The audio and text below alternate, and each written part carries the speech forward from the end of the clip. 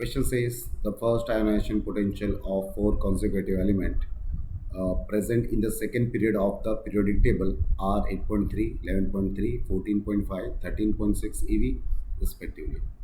Which one of the following is the first ionization potential in eV of the nitrogen? तो nitrogen को हमको क्या पूछा है कि जो वैल्यू दी हुई है इसमें से नाइट्रोजन का आयनेशन एनर्जी कौन सा है। तो अगर मैं बात करूँ ना नाइट्रोजन की, तो नाइट्रोजन का अगर कॉन्फ़िगरेशन लिखूँ तो उसका एटॉमिक नंबर क्या होता है, 7 होता है। कैसे लिखूँगा मैं इसको, 1s2 2s2 4 इलेक्ट्रॉन हो गए और 2p3। तो नया कॉन्फ़िगरेशन क्या है, अगर मैं p ऑर्बिटल में 3 इलेक्ट्रॉन डालता हूँ तो कैसे फिल करूँगा, एक इलेक्ट्रॉन इधर, एक इलेक्ट्रॉन इधर और एक इलेक्ट्रॉन लास्ट में। मतलब ये अगर मान लो px है, py है और pz है, तो क्या मुझे देख के ऐसा लग रहा है कि ये हाफ फील्ड है, बराबर। अब मैं बात करता हूँ आयनाइजेशन एनर्जी की या फिर आयनाइजेशन पोटेंशियल का।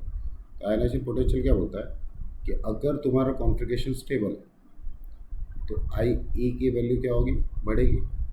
बट यहाँ पे ना अगर हम ध्यान से देखें ना तो फर्स्ट आयनाइजेशन पोटेंशियल बोला है। फर्स्ट आयनाइजेशन पोटेंशियल मतलब क्या होता है कि एक इलेक्ट्रॉन निकालना। एक इलेक्ट्रॉन मतलब मुझे यहाँ से इलेक्ट्रॉन बाहर निकालना है।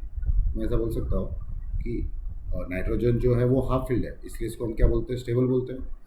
अब स्टेबल कॉन्फ़िगरेशन में से जब मुझे एक इलेक्ट्रॉन बाहर निकालना होगा ना तो नॉर्मल एनर्जी से मुझे ज़्यादा एनर्जी लगेगी। समझ में आया क्या बोल रहा हूँ मैं। नॉर्मल इलेक्ट्रॉन तो इजीली निकल जाएगा ना, वो तो स्टेबल है। अब स्टेबल है तो वो एक इलेक्ट्रॉन इजीली देगा नहीं, उसको हमको ज़्यादा एनर्जी लगे ना। अभी मान लो कोई स्टेबल है तो वो इलेक्ट्रॉन क्यों दे देगा। अगर मान लो मैं स्टेबल हूँ तो मैं अपना पैसा क्यों दे दूँगा किसी को। अगर मुझे पता है ना अगर मैंने पैसे दिए तो मेरी स्टेबिलिटी लूज़ हो जाएगी, तो मुझे कोई कन्विंस करने आएगा तो उसको ज़्यादा एनर्जी लगेगी।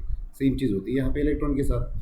जब लास्ट इलेक्ट्रॉन बाहर निकलेगा तो नॉर्मल एनर्जी से उसको ज़्यादा एनर्जी लगेगी, रीज़न उसको स्टेबिलिटी ब्रेक करनी पड़ेगी। तो अगर मैं वैल्यूज़ देखूँ सब तो 8.3 दिया हुआ, 11.3 दिया हुआ है, 14.5 दिया हुआ है और 13.6 दिया हुआ है। इन सब में से सबसे बड़ा वैल्यू कौन सा है, 14.5 सबसे बड़ा है, तो हमारा करेक्ट ऑप्शन भी 14.5 होगा। So our correct option is 14.5.